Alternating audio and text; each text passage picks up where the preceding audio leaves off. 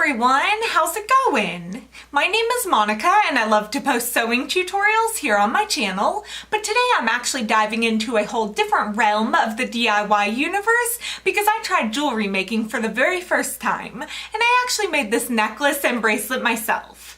Since I'd never done it before, I actually tried out a jewelry making subscription box called Facet Jewelry Box, and I'm gonna unbox it for you on camera and guide you through the projects it came with, and then I'm gonna let you know whether I think this is a good way to get into jewelry making as a beginner or not.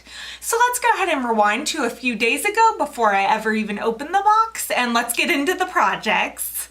Facet Jewelry Box contacted me and asked me if I would like to try one of their jewelry making subscription boxes, and the idea of it really appealed to me because I think that making my own jewelry would be super cool, but honestly I would have no idea where to begin.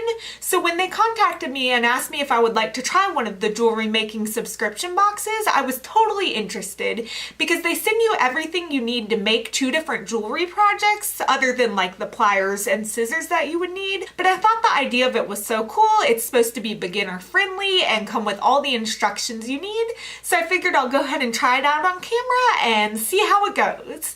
They did give me the box, but I'm not being paid for this review, and like I said, I haven't even opened it yet, so all my reactions will be totally honest.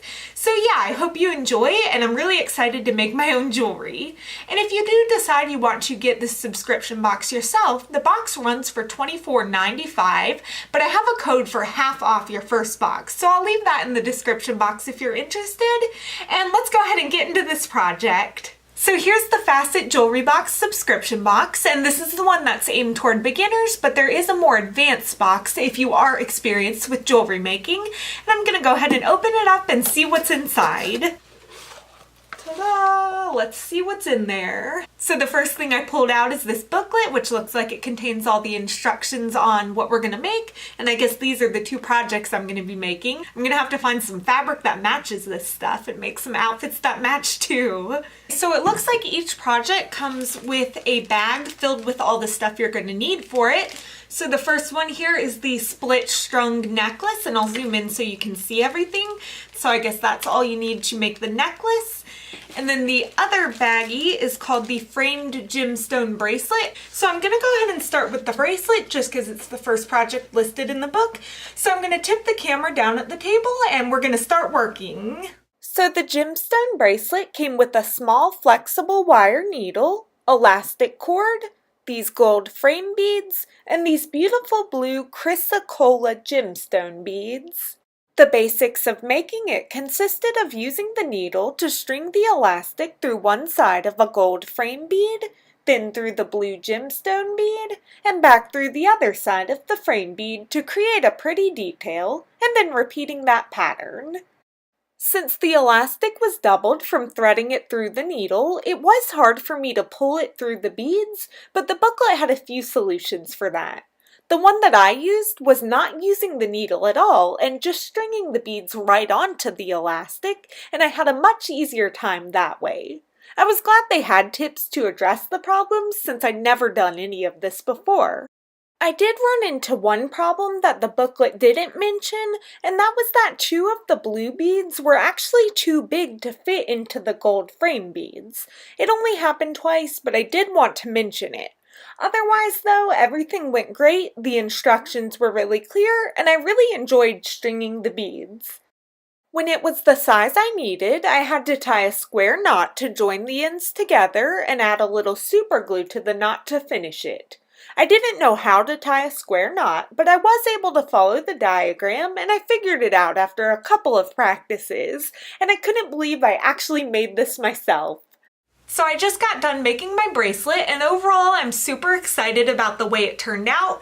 This is definitely something that would have caught my eye in the store, so I'm really proud that I made it on my own. I love the idea of the kit. It was very easy to follow the instructions. It was obvious they had taken time to develop the projects and to make sure to work out any kinks you might have. Although one thing I did want to point out was a couple of the beads were a little too big for the gold casing that it goes into. And that wasn't a problem for me because my wrist was small enough that I still had plenty of material to make the size bracelet I needed, but I just figured it'd be something to point out. But yeah, otherwise everything went fairly smoothly. I mean, for my first time making jewelry, I feel like I did pretty good with it, and I'm really happy with the final project. So I'm excited to go ahead and move on to the necklace. To make the necklace, I used this flexible wire, these gorgeous fire-polished round beads, these small glass teardrop beads, these small seed beads, and the supplies for the closure on the back. I had to cut 2 pieces of wire and followed a pattern of stringing one of the larger round beads over both wires, and then a small seed bead over one wire and a small teardrop bead over the other wire. I brought them all together and then repeated that process of stringing the large bead over both wires and the small beads over one wire each, which created a super cool pattern. I had no problems with this project, and it didn't take me long to use up all the beads for the length I liked. I was nervous about adding the closures to the ends, but the instructions were super helpful. It was a fairly simple process of stringing the wires through the clasp and beads, and then using pliers, which I did have at home, to squeeze the beads together and secure the clasp. I repeated to attach the ring on the other side, and I actually had a working clasp. I feel like I learned a lot of good basics with both projects. So I just finished making the necklace, and I'm super happy with the way it turned out as well. I think it's so pretty, and I love the way the beads really sparkle in the light. The instructions were really clear for the necklace, and I had no problems making it, and both projects really didn't take that much time. So would I recommend this box to you? The answer is yes. If you're interested in learning to make jewelry but you have no idea where to start, I think this is a great way to start, because as someone who has never made it before, I really had a lot of fun with it. And honestly, I'm probably gonna buy another box so that I do have another project that I can try, because I did enjoy it so much, and I'm definitely bitten by the jewelry making bug now. And if you are more experienced in jewelry making, they do have another box that's geared toward more advanced jewelry makers, so there is something for everyone and every skill level.